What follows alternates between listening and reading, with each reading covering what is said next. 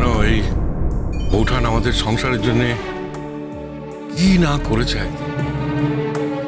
তাকে আমরা শ্রদ্ধা করি, সম্মান করি, সেটা কি আমাদের অপরাধ?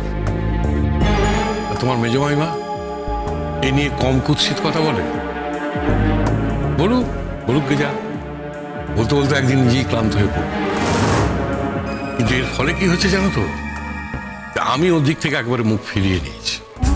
হ্যাঁ, অবশ্য রনর একটু অভিমান আছে, আমি ওর মাকে কেন গুরুত্ব দিই না। আরে বাবা, কেন দেব? ওকে আমার গুরুত্ব দেয়।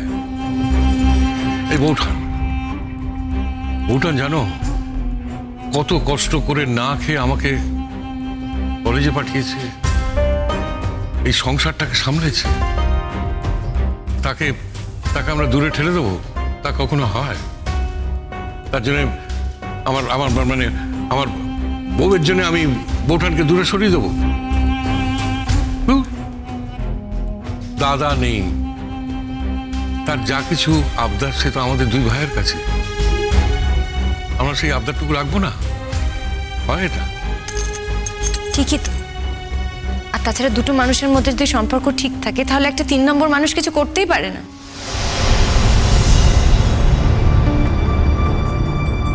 আচ্ছা, টুবলুটা কোথায় গেল বল দিকে? ও তো এখানে ছিল না, এখনো আসছে না কেন? মেজমামু, টুবলুকে আমি ওটির সামনে বসিয়ে রেখে এসেছি জানো তো, যাতে কোনো খবর পেলে আগেও আমাদের জানাতে পারে। আর তাছাড়া কি,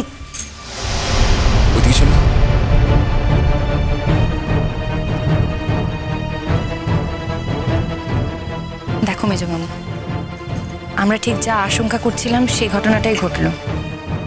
কারা এসেছে একবার দেখো গিয়ে।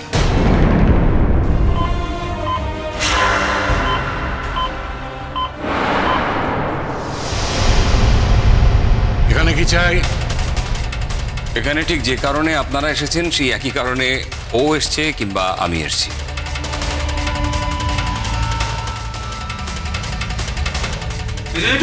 হ্যাঁ, কিন্তু এখন এখানে আমরা কাউকে অ্যালাউ করতে পারবো না।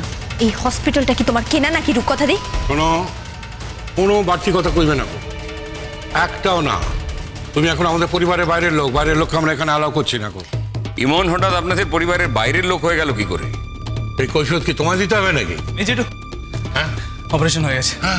হ্যাঁ। রনু কেমন আছে? রনুর কি জ্ঞান ফিরেছে? হ্যাঁ, জ্ঞান ফিরেছে, এবার বেডে দেওয়া হবে। ইমন তাহলে শেষ পর্যন্ত এলে? তুমি আমাকে কি মনে করো টুকরুদা? আমার স্বামীর এরকম একটা অবস্থায় আমি তাকে দেখতে আসবো না, তুমি আমাকে এতটা খারাপ মেয়ে ভেবেছো? টুবলু, তোমার যদি ওর সঙ্গে আর কোনো কথা বলার থাকে তাহলে প্লিজ এখান থেকে তোমরা বেরিয়ে বাইরে গিয়ে কোনো একটা জায়গায় কথা বলো। হ্যাঁ, এখানে কোনো কথাবার্তা চলবে না। আমি ওকে এখানে কিছুতেই দাঁড়িয়ে থাকতে অ্যালাউ করবো না। হ্যাঁ, আমার ছেলের ক্রাইসিস আমি চাই না ও এখানে এসে দাঁড়াক।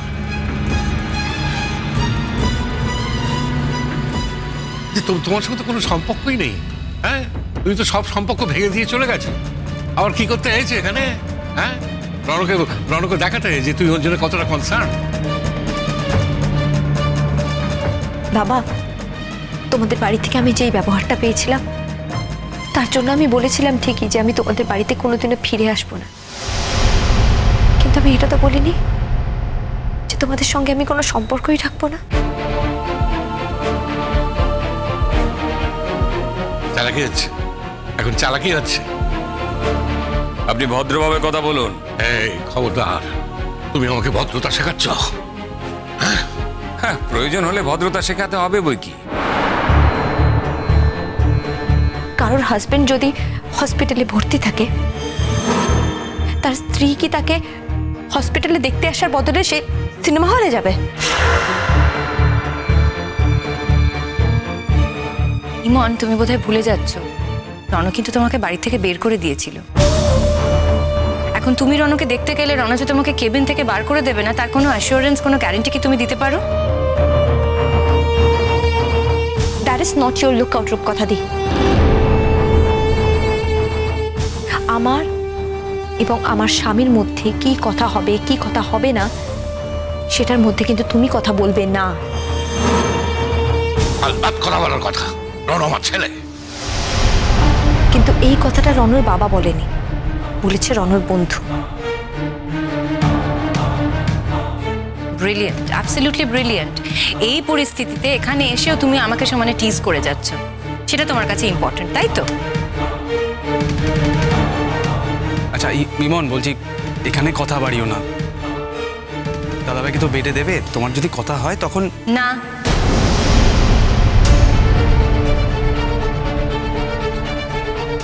ও ভেতরে যাবে না, কিছুতেই ভেতরে যাবে না। রণর এখন যা পরিস্থিতি, আমি চাই না রণক কোনো রকম ভাবে উত্তেজিত হোক। রূপকথাদি, তুমি যেমন ডাক্তারের সাথে কথা বলেছো, সেরকম আমিও ডাক্তারের সাথে কথা বলেছি। দাদাভাইয়ের এমন কিছু হয়নি যেটা টেনশনে পড়লে দাদাভাইয়ের আরো ক্ষতি হতে পারে। দাদাভাই ইমনের সাথে দেখা করবে কিনা সেটা দাদাভাই নিজে ঠিক করুক, আমরা এর মধ্যে কেন কথা বলতে চাই? ইমনের সঙ্গে আমাদের আর কোনো সম্পর্ক নেই, ওকে আমরা আর আমাদের বাড়ির বউ বলে স্বীকার করি না। আচ্ছা, কি আশ্চর্য, আপনার স্বীকার অস্বীকারের ওপর তো ওদের বিয়েটা টিকে নেই। আপনি এমন ভুল কথা বলছেন কি করে? বাবা বাবা বাবা, ভালোই মিলেছে দুজনে। হ্যাঁ, ও তোমাকে ইন্ধন দিয়েছে, এখন তুমিও ওকে ইন্ধন দিচ্ছ।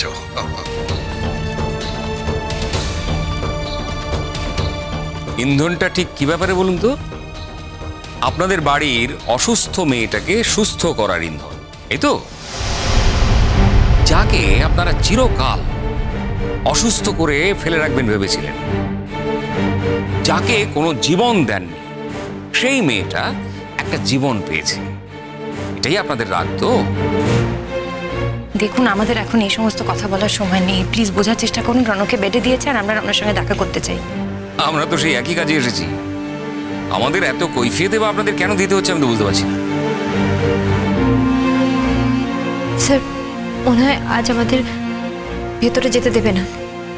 আমি তো ভেতরে যাবই। আমি তো ডাক্তারবাবুর সঙ্গে কথা বলে নিয়েছি, পারমিশন পেয়ে গেছি। আমি রণর কাছে যাব এবং 24 ঘন্টা ওর সেবাই করব। তাই নাকি? তা ডক্টর তোমাকে জিজ্ঞেস করেনি তুমি মিস্টার চ্যাটার্জির কে হও?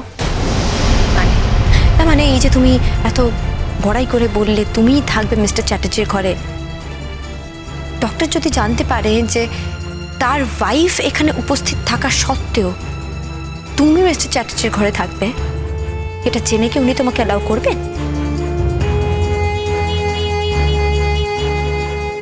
আলবাত করবে, আলবাত করবে। আমরা যাকে বলবো ডাক্তার তাকেই অ্যালাউ করবো। তোমার উপর আমাদের কোনো ভরসা নেই। তোমাকে আমরা বাড়ির বউ বলে মানি না। রণও তোমাকে বউ বলে মানে না। রণ তোমাকে বাড়ি থেকে দূর করে দিয়েছে। এই রণর কেবিনে তোমাকে আমরা ঢুকতে দেবো না, কিছুতেই। চ্যালেঞ্জ করছো নাকি বাবা? চ্যালেঞ্জ? এর আগেও অনেকবার তোমরা চ্যালেঞ্জ করেছো, কখনো জিততে পারোনি, সব সময় হেরেছো। এরপরেও যখন তুমি আবার বলছো তুমি চ্যালেঞ্জ করছো, তাহলে ঠিক আছে, আমিও তোমাকে বলে রাখছি, আমি থাকবো মিস্টার চ্যাটার্জির ঘরে, আর কেউ থাকবে না।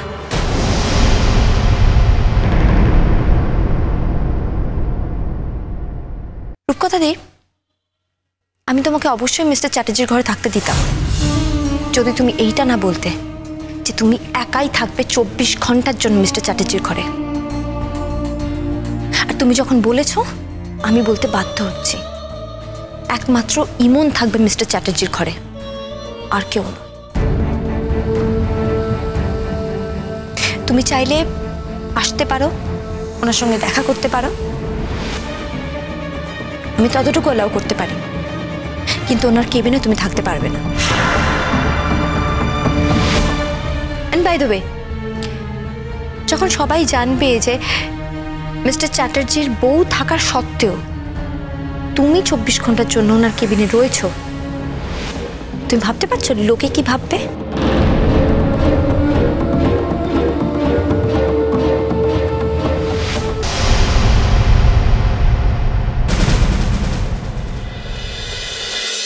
কুসুম দোলা কুসুম দোলা। স্টার জলসার প্রিয় শো দেখার জন্য সাবস্ক্রাইব করুন আমাদের ইউটিউব চ্যানেলে এবং আপডেটেড থাকার জন্য প্রেস করুন বেল আইকন। চলো চলো চলো চলো পাল্টাই।